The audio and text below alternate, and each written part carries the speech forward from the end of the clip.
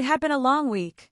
My name is Rachel Carter, and I had flown into Chicago for a weekend business conference, one I wasn't particularly thrilled about. The hotel had a certain charm, though it was slightly dated. It exuded an old Hollywood elegance, complete with velvet drapes and brass doorknobs.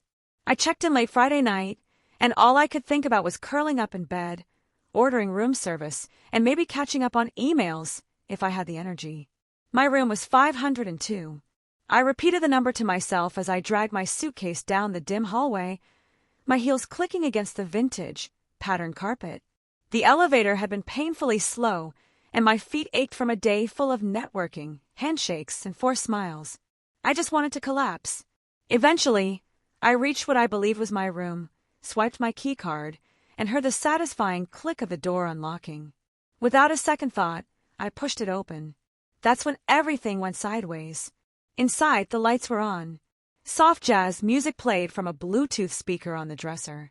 Candles flickered on the nightstand, casting a golden glow across the room. I froze. Standing in front of me was a man, wearing nothing but a towel. His hair was damp, as if he had just stepped out of the shower. Sitting beside him on the edge of the bed was a woman in a silky robe, holding a glass of wine. They both turned to look at me, faces locked in a mix of confusion and alarm. I gasped and stumbled backward. "Oh my God, I'm so sorry." I slammed the door shut before either of them could say a word. My heart pounded as I stood outside the room, mortified. I glanced at the number on the door. Not 502. I was 2 doors off. I hurried down the hall to my actual room, my pulse still racing.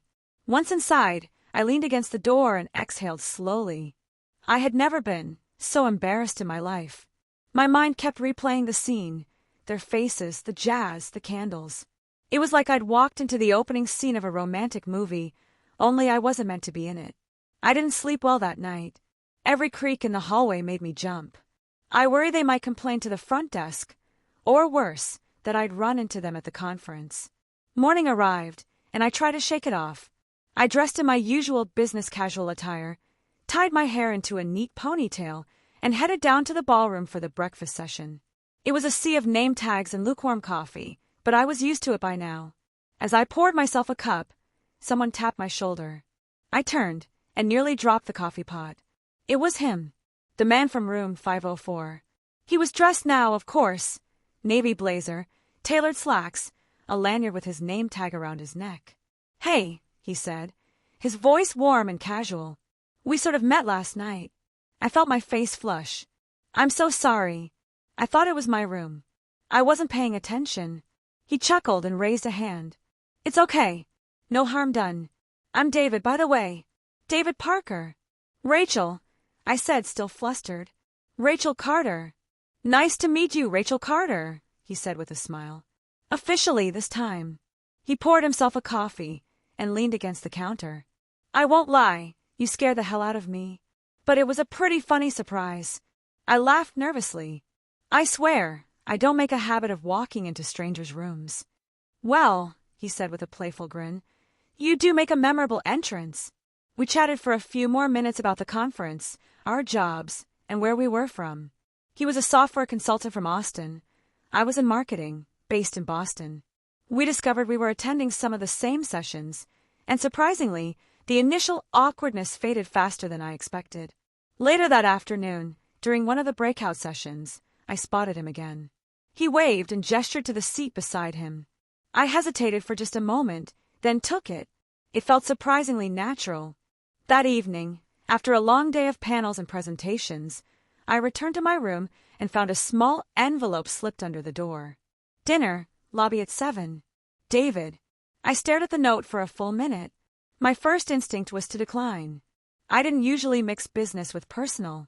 But then I thought about how easy it had been to talk to him, how kind his eyes were, how he hadn't made me feel ridiculous for my mistake. So I said yes. Dinner was at a cozy Italian spot 2 blocks from the hotel. We ordered wine, laughed about our accidental first meeting, and talked for hours. I learned David had a teenage daughter, shared custody with his ex, and hadn't dated seriously in a while. I told him about my dog, my love for classic films, and how much I despised business travel. By dessert, all the tension had evaporated. We walked back to the hotel slowly, the city lights twinkling around us. At the elevator, we paused. Neither of us moved. "I had a really great time," I said softly.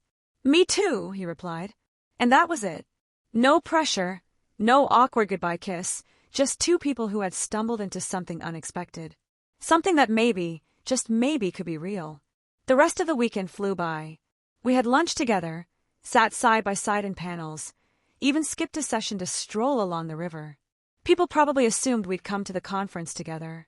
By Sunday afternoon, as we packed up and checked out, it felt like we were saying goodbye to something that had just begun.